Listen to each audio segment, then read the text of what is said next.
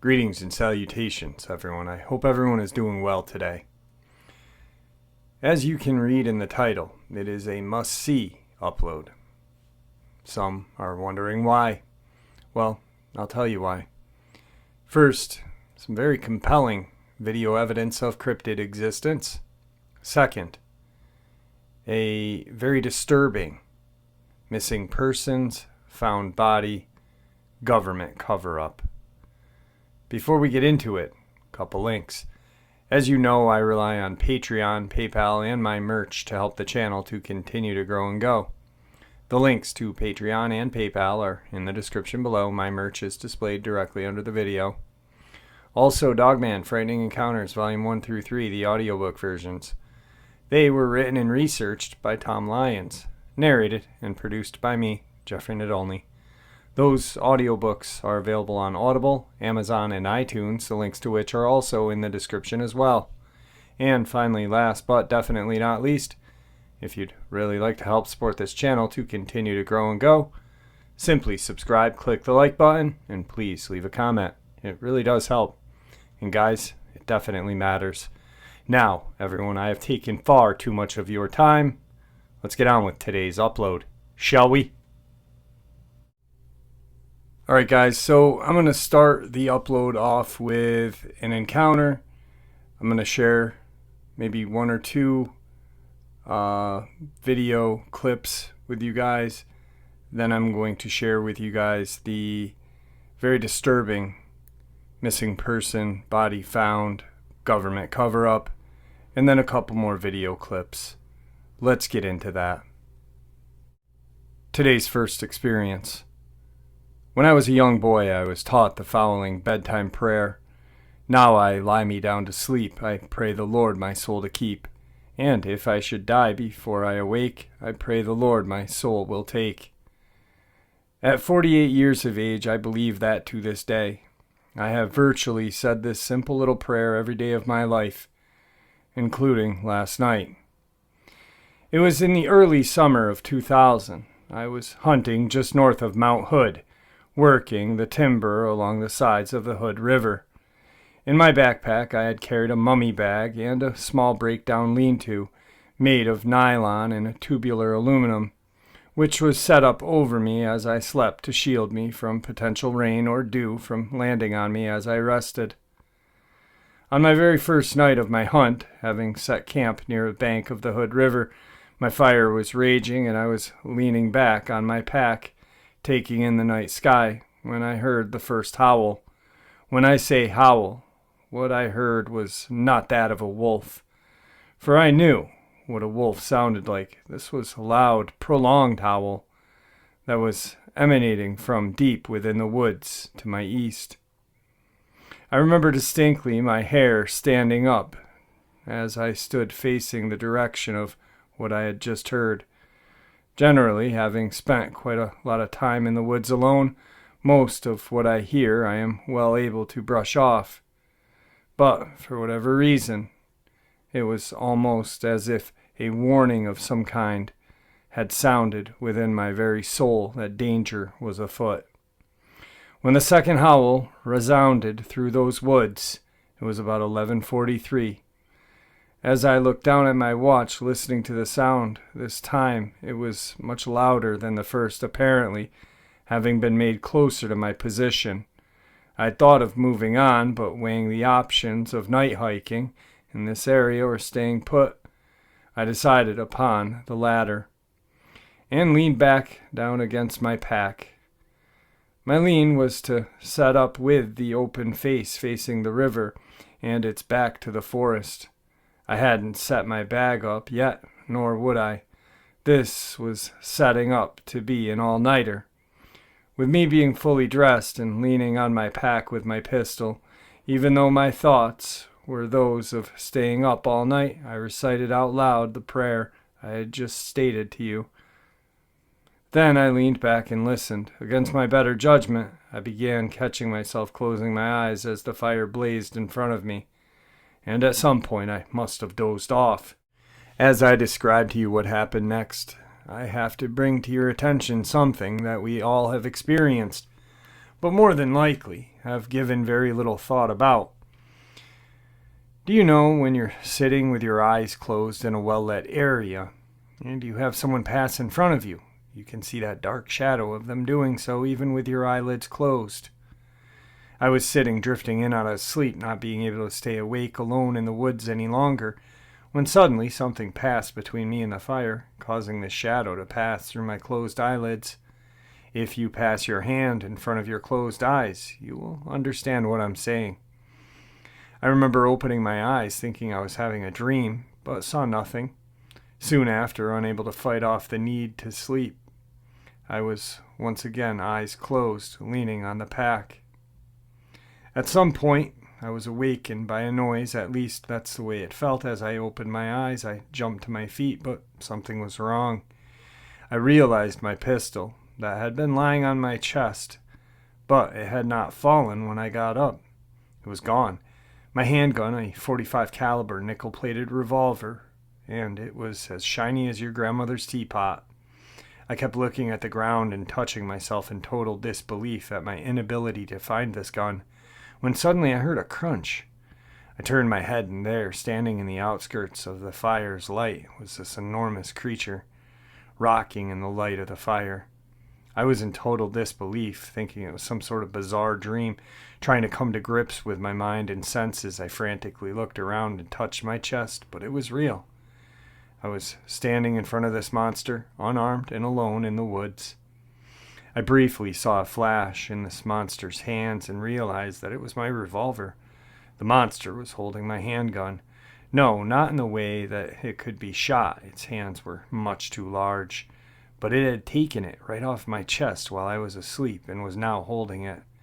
I was convinced I was either losing my mind or I had already lost it. My heart began to race, my breathing became erratic, and somehow I took several steps to my pack and grabbed my rifle.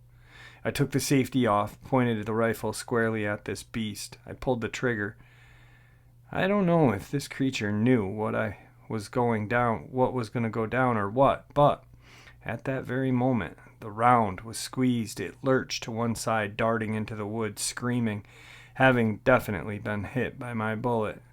I chambered a second round, shaking and trembling in the process, shooting the second into the darkness in the direction of the maddening scream which the beast was making. For the next 4 hours until the sun came up, I stood with my back to that river, facing the fire and the woods with my rifle. When night had broken into day, I walked into the area where this Bigfoot had been standing, and 30 feet away my handgun was lying in the woods. As it turns out, it must have been the shadow of this creature's body which had passed in front of my eyelids while I was resting. And yet I heard nothing. Having come close enough to me to snatch my handgun, it could have snatched me up as well, but it didn't. Perhaps it was just fascinated with the gleaming gun in the firelight, and had snuck over by me to grab hold of it. I could tell now, looking back at the events of that night, that it did not know what to do with that gun. It had merely grabbed it, like a crow might pick up a shimmering ring lying in the street to take back to its nest. Nevertheless, I did not die before I awoke, which was the very good thing. This creature was standing there, almost gave me the impression that it was trying to communicate with me, but so frightening was its presence that all I could think of was self-defense, so I fired. Words cannot describe the size and dimensions of one of these beasts, and the stench which was wafting off of its body was sickening, being similar to that of an open cesspool. Its facial features were grimacing, with deep and darkened eye sockets, a huge protruding brow that made it look evil. I couldn't tell, nor did I have any time to figure out whether it was preparing to attack or was just holding its ground. But I wouldn't spend any time saying hello to a grizzly either, so I shot.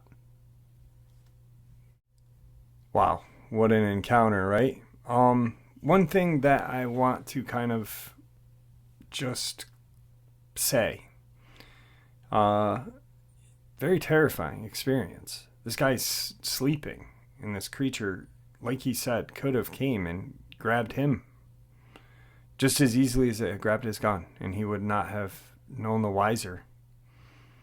Some people may think what he did was wrong or cruel or whatever, but yet, was it really? I mean, we honestly don't know anything about these creatures except what we have read about, heard about through others, possibly have seen with our own eyes.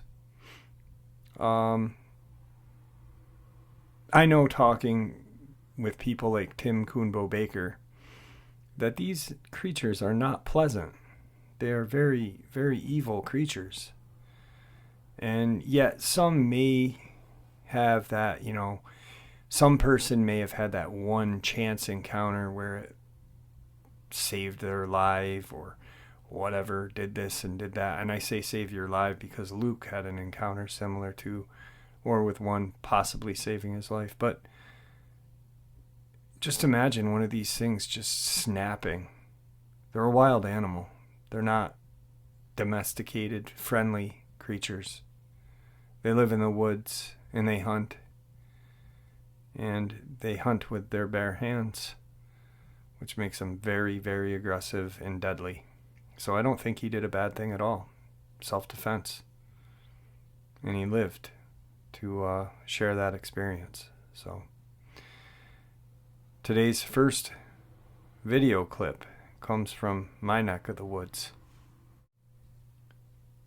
A group of guys are up in Old Forge in the Adirondack State Park. It's about an hour and a half north of my house. And they see this large bipedal kind of creature walking. A couple of them, or one of them, thinks it's a bear, while the other two are off put by it. It does have what looks to be a snout.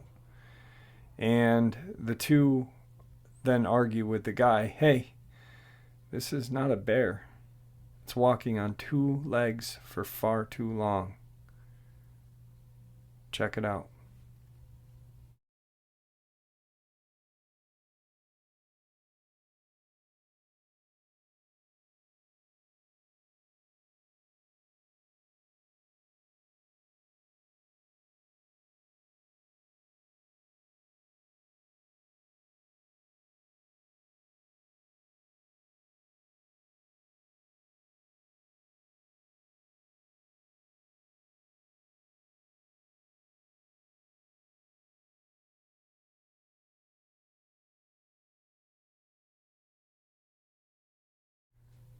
Definitely a creepy little video. I'm really not sure what the heck that is. I wish they had held the camera a little more sturdier instead of flaking out. But you know what? Who knows what we would have done if we were put in that predicament.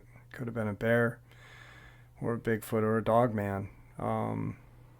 Whatever it is, it's big. And it's definitely walking bipedally. So, very cool. Today's next two videos, I don't really know much. The first one is out of British Columbia. Not really sure. I think it was taken in like 2001. And the video right after that was from Idaho, I believe. And there's a large Bigfoot walking through some trees in a snowstorm or fallen snow. So check it out.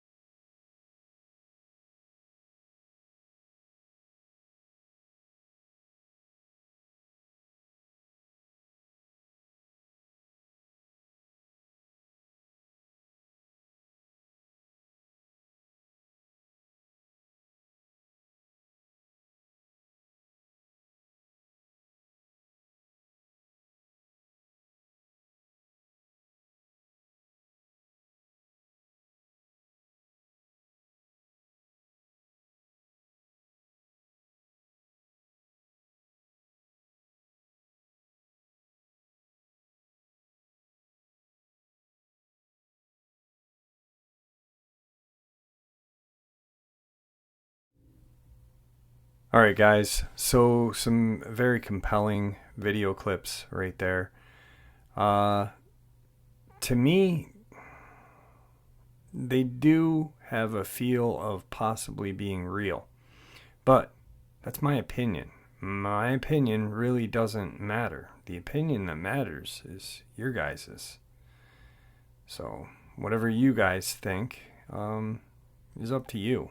My opinion matters to me, and your opinions matter to you as well. So, that's why I say it like that. On to tonight's second experience. Tonight's second encounter. I live in a very small town in eastern Oregon. I don't think there's ever been a sighting of a dogman in my neck of the woods. Plenty of Bigfoot sightings, but not this beast. The night of my experience, I had finished writing a couple of papers for my college courses, and as I finished up, I could feel the hairs on the back of my neck standing straight up. I turned toward the window where the blinds are down but not open, like I could see somewhat through them. I could have sworn something moved to the left side of my house where the corner of my room is. I figured it was just an owl or something, so I didn't freak myself out. I closed the blinds and head to the kitchen to grab a drink.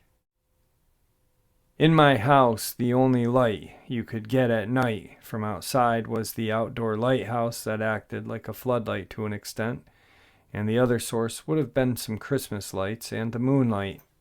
I didn't want to turn anything on because I didn't want to wake up my folks. So I had everything off. As I was grabbing my drink of water at the kitchen faucet, I looked outside and there was this thing standing beside our Christmas tree.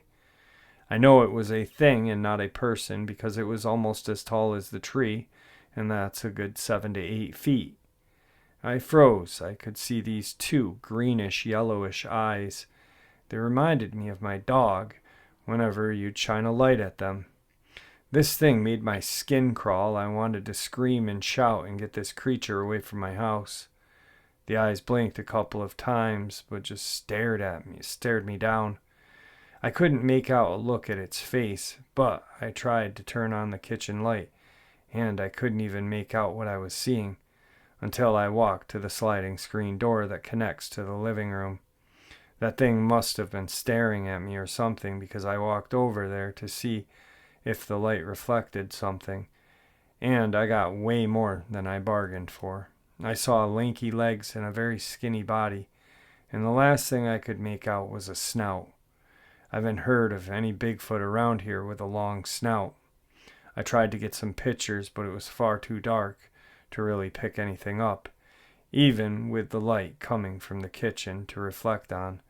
My phone could make out a vague shape, but you could confuse that easily with the tree.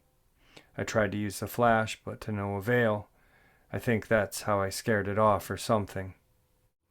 After a minute, maybe less, of it staring me down in my living room, it turned around and hunkered down on all fours and ran toward an open field. I did not dare step outside, but in the bathroom, where we have this tiny window crack, I could hear a bunch of cows and a few horses going nuts. I'm used to hearing coyote noises whenever the local horses neigh or the cows get in an uproar, but not this time. They were freaking out. What seemed to be over nothing. I haven't heard cows or horses be that upset when it's this close to winter. I wanted to debunk this as a prank from one of my friends, but the only friend I have over here lives a few streets down from me, and he's have to wait until about 2 or 3 in the morning to see if I got up to use the bathroom or to get a drink. There was a video on YouTube, I believe, of a dogman or something looking through a screen window, and those eyes match that of the creature. Anyway, so that's my encounter. Again, it was in eastern Oregon, and I have never heard of a dogman experience in this part of the state. Hopefully it was a one-time thing.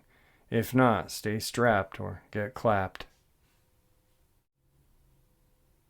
Today's next 2 video clips. The first one is from a farmer who was out taking a walk with his wife in Minnesota. He heard a strange noise, and he turned his iPhone on and caught this creature. And then the next is a group of campers. They are out there and they spotted deer, what they thought was a deer on a hill. So they wanted to see it better and they start walking over towards it, and then they think it's a bear until this creature stands up and they realize that it's at least 7 to 8 feet tall. They took off, leaving everything behind, their tent and everything. They just left. Here goes, check it out. This video was taken on July 6, 2011, about 30 miles east of St. Paul, Minnesota, by a couple, a farmer and his wife, who was taking a routine walk in the woods. They hear a low grunting sound, which they at first thought was a deer. The farmer had recently bought an iPhone, and so was making video recordings of just about everything. He turned it on for this occasion, and these are the images he captured. It appears to be a crouching creature.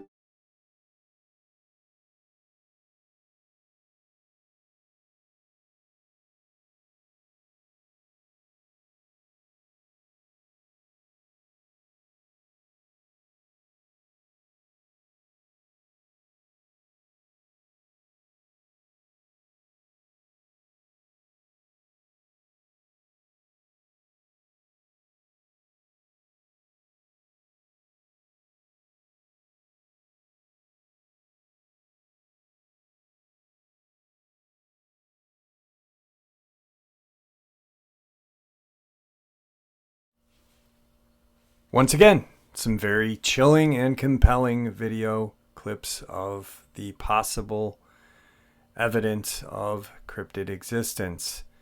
Your opinion matters. On to tonight's final part of the upload, which is a missing person, body recovered, government cover-up. And if you've been with this channel for 3 years or longer or less, you know that I've been doing this for that long. I've been looking into these strange accounts and sharing them with you. And I've come up with a pattern on how the government and media work hand in hand to cover this stuff up. I'm going to share with you the newspaper articles and then give you my opinion on why I feel this is a government cover-up with the help of the media. I'm not saying this is cryptid related, but something, well, more or less it is if you after you hear it. But check it out, guys. November 12th, 2021. Search continues for missing mother from western Wisconsin. Miller Carlson has been missing since her vehicle was found partially submerged in Pine County, September 24th. Pine County, Minnesota crews in Pine and Burnett counties continue to search for Ashley Miller Carlson after her rental car was located partially submerged in Grace Lake in Pine County, Minnesota on September 24th, 2021. Authorities say Ashley's personal belongings were left inside of her vehicle. The Pine County Sheriff's Office contacted Burnett County Sheriff's Office to check Ashley's residence to look for her, but didn't have any success in finding the missing mom. Ashley hasn't been seen or heard from since, which, according to the family, is very unusual and unlikely behavior. Both Sheriff's Office, with the assistance of Minnesota BCA, Wisconsin Department of Justice, and the FBI, along with numerous professional and volunteer groups, have been diligently working to bring Ashley home. Officials confirmed searches of the area surrounding her home and where her vehicle was recovered have been completely included aircraft, drone, sonar, divers used in the lake, and foot searches with both live find and human remains detection canine. According to both Sheriff's Department, they have collectively conducted dozens of interviews, 32 search warrants, over 15 ground searches, at least 7 drone searches, and 2 searches of Grace Lake. Additional searches will be conducted as the search areas are expanded. There will be searches done on public land in Pine County during the Minnesota firearm deer hunting season. Authorities are asking anyone hunting in that area to use extra caution and to report anything they may locate. If you have any information regarding this case, You're tasked to contact Pine County Sheriff's Office at 320-629-8380 or Burnett County Sheriff's Office at 715-349-2121 or anonymously to the Crime Stoppers hotline at 800-222-8477. This is a developing story. Missing Wisconsin's mother death ruled accidental. Investigation remains open. March 17th, 2022. Anoka, Minnesota. A mother whose body was found in eastern Minnesota 2 months after her September disappearance died accidentally, according to a newly released medical examiner's report. The Pine County Sheriff's Office continues to investigate the disappearance and death of Ashley Miller Carlson, a 33-year-old mother of 4. From the Grantsburg, Wisconsin area, a volunteer search party found the remains in late November in a wooded area in Lake Lena, a Mille Lacs Band of Ojibwe community, about 25 miles east of Hinckley, Minnesota. Authorities started searching for Miller Carlson after her rental car was developed partially submerged in Grace Lakes on September 24th, not far from where her remains were found. The Burnett County Sheriff's Office across the border in Wisconsin first checked Miller Carlson's home, but she wasn't there. Pine County authorities said this triggered a widespread search that involved dogs, divers, and aircraft. A public data report released Wednesday, March 16th by the Midwest Medical Examiner's Office in Anoka found Miller Carlson had somewhat ended up suspended by her lower body from a tree, making it hard for her to breathe. The reports list the cause of death as combined effects of methamphetamine and a positional asphyxiation. Many questions remain about the circumstances leading up to Miller Carlson's death. Pine County authorities in November said they had executed 32 search warrants in their investigation.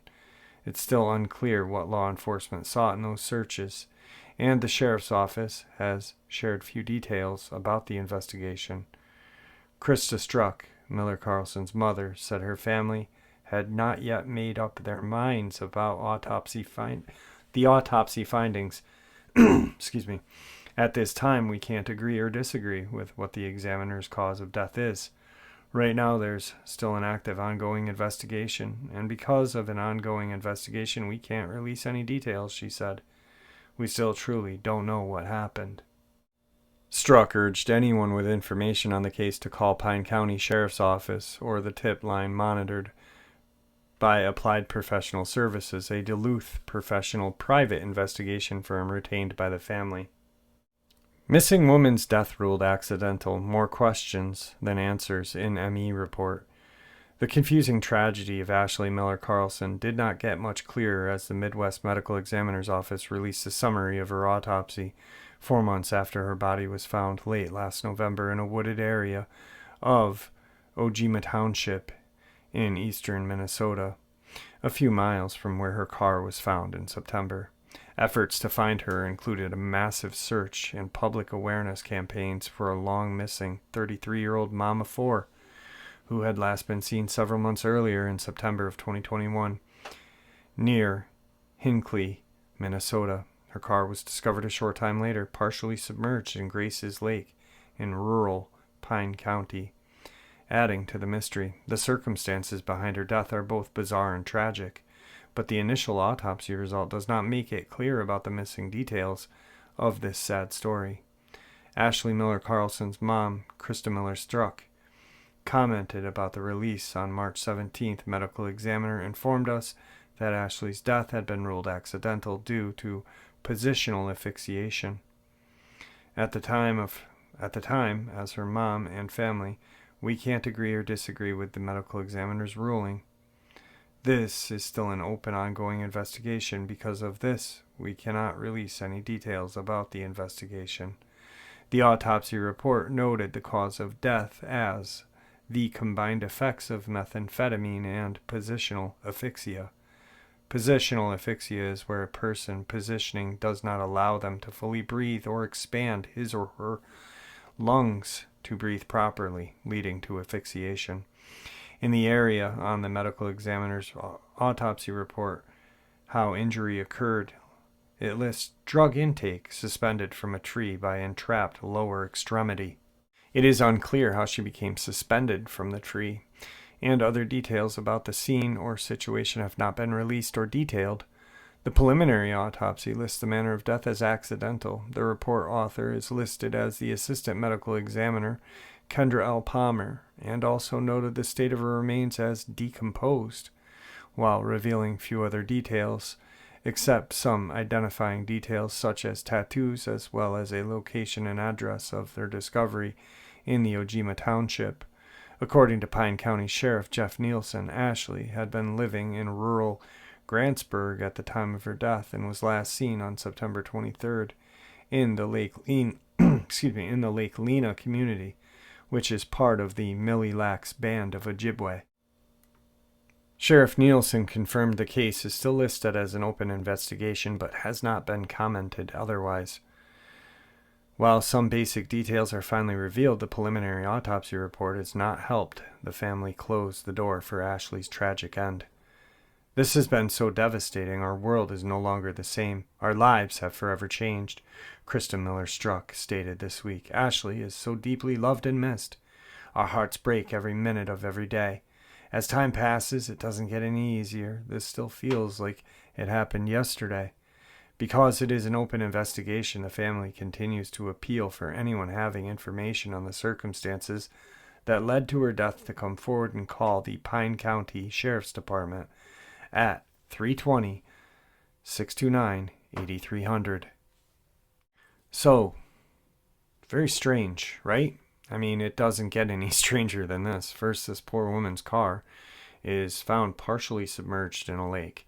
Now, I'm not saying that a Dogman or a Bigfoot pushed her car in. Maybe she had crashed her car, drove into it. It's something strange about that.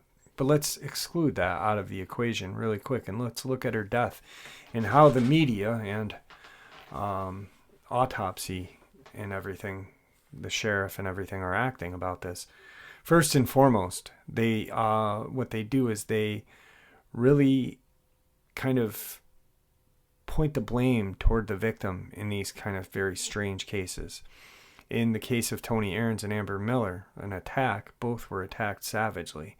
The cause of death was listed as methamphetamine and animal attack. So, and that was by the wonderful sheriff up in Cott County. And so they blame, they victim blame is what it is. And so a person, a mom of 4, that's another thing. They didn't talk about the methamphetamine being in her system.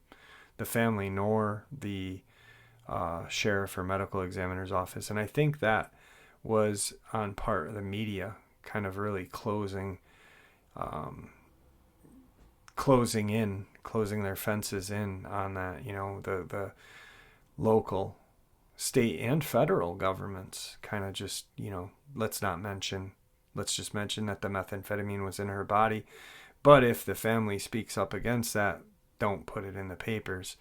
And as you know, the media is not our friend. The media is strictly run by big pharma, big government, big oil, big bank, and one other, the military industrial complex. So with that, this woman, mom of 4, then her picture is in the paper or in the online, you can look her up.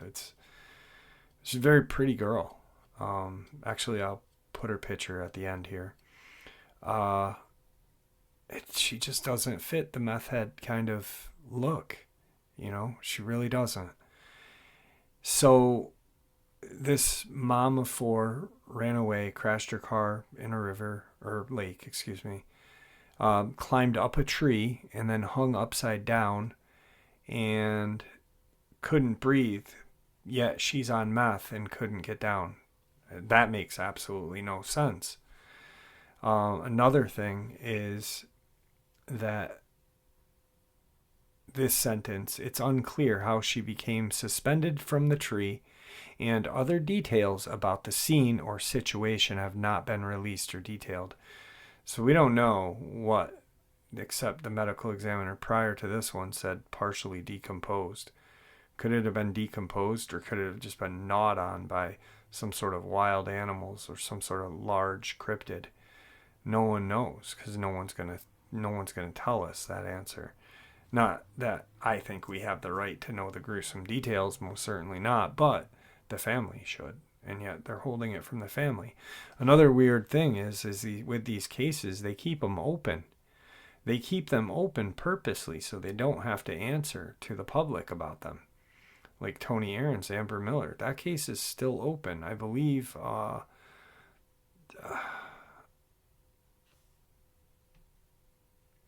Brenda Miller's case is still open.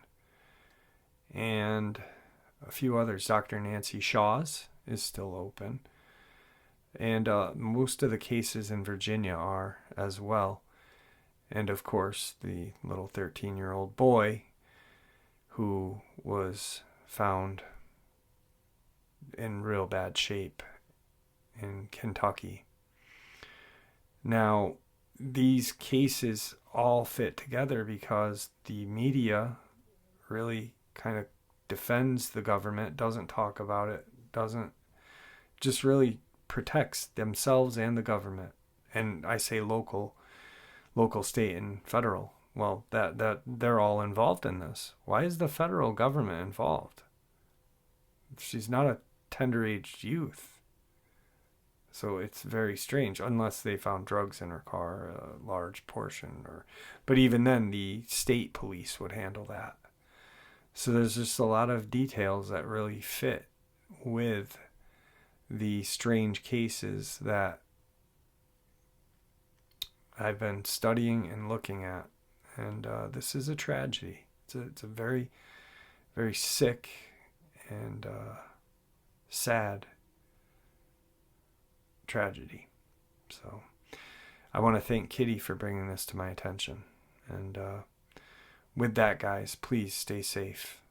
Always be vigilant of your surroundings and what's going on, because the only help we really have is help from ourselves. So with that, thank you for all your support, and may the Great Spirit watch over us all, and may He guide us down that path that we call life.